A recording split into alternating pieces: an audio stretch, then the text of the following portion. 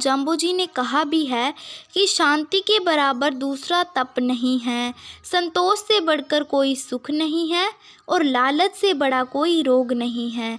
क्रोध साक्षात यमराज की मूर्ति है, लालच वैतरणी नदी है और विद्या कामधेनु गाय है और संतोष इंद्रलोक के नंदन वन जैसा है। सभी को न्यून प्रणाम। आज मैं आप सभी को बताने वाली हूँ कि गुरु महाराज जाम्बोजी ने अपना 5वां नियम संतोष रखने में क्या बताया है। तो चलिए वीडियो को शुरू करते हैं। संतोष धारण करना चाहिए, यह गुरु महाराज जाम्बोजी ने बताया है।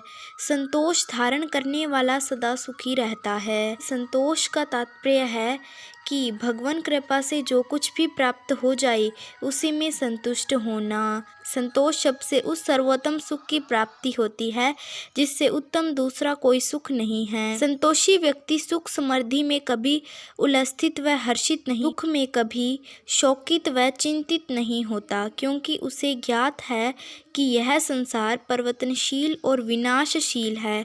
इस विषय में प्रेरणास्पद घटना आती है कि एक संपन्न घर के लड़के को डाकुओं ने पकड़ लिया और अरब देश के एक निर्दयी तुर्क के हाथ बेच दिया। वह तुर्क उस लड़के से बहुत अधिक परिश्रम करवाता था, उसे वह छिड़कता और पीटता भी रहता था।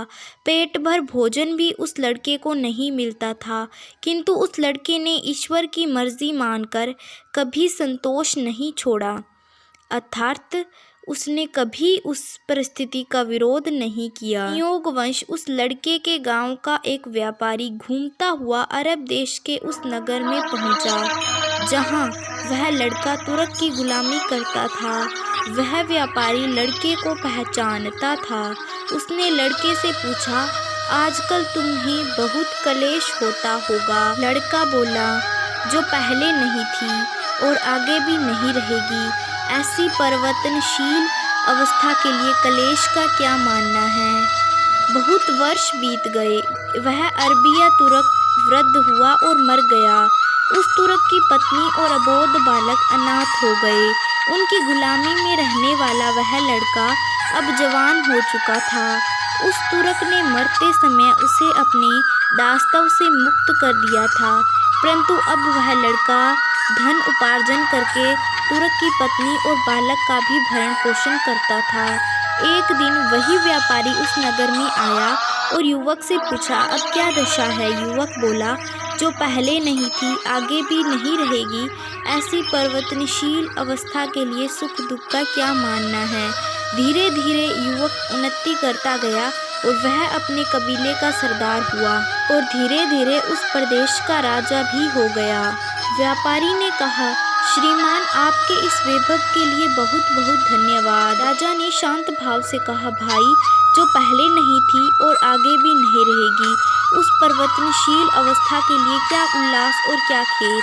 उस बालक का कष्ट पाने पर भी वह भाव और राजा बन जाने पर भी वही भाव।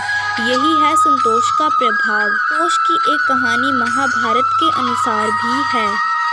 बहुत प्राचीन समय की बात है कि महाराज युधिष्ठिर ने भीष्म जी से पूछा, दादाजी, यदि कोई मनुष्य धन की तृष्णा से ग्रस्त होकर तरह तरह के उद्योग करने पर भी धन न पा सके तो वह क्या करे जिससे उसे सुख की प्राप्ति हो सके।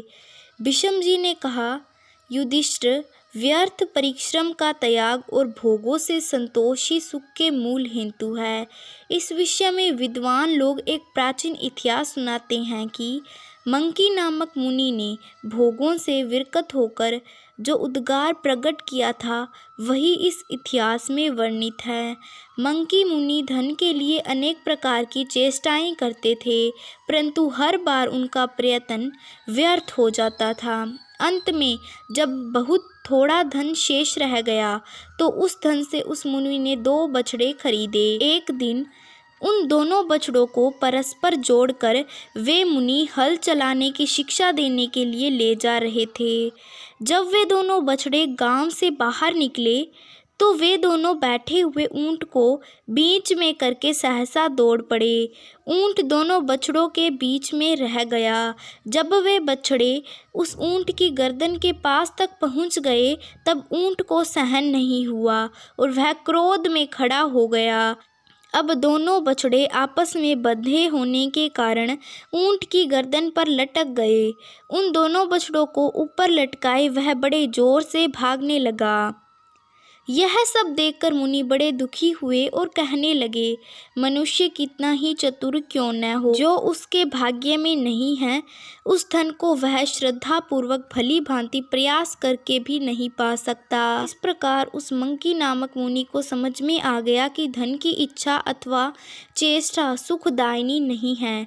यदि धन मिल भी जाए तो उसकी रक्षा आदि के लिए बड़ी भारी चिंता बढ़ जाती है। यदि एक बार मिलकर वह नष्ट हो जाए तब तो मृत्यु के समान ही भयंकर कष्ट होता है और प्रयास करने पर भी धन मिलेगा या नहीं यह निश्चय भी नहीं होता है। शरीर को न्यौछावर कर देने पर भी जब धन नहीं मिलता तो उसके लिए इससे बढ़कर महान दुख और क्या हो सकता है। यदि धन मिल भी जाए तो उतने से ही वह संतुष्ट नहीं होता, अपितु अधिक धन की तलाश करने लग जाता है। प्रकार गुरु महाराज जाम्बोजी ने अंत में कहा है कि मन की इच्छा के अनुसार सारे सुख किसको मिलते हैं, यानी किसी को भी नहीं मिलते। इसीलिए यह तो निश्चित है कि भाग्य के ही बस में सब कुछ है। अतः संतोष का ही आश्रय लेना चाहिए। संतोष सबसे बड़ा धन है। सुख और दुख में समान रहना चाहिए। तो आज के वीडियो में बस इतना ही। अगर आप सभी ने मेरी YouTube चैनल को सब्सक्राइब नहीं किया है तो इसे सब्सक्राइब कर दे। धन्यवाद।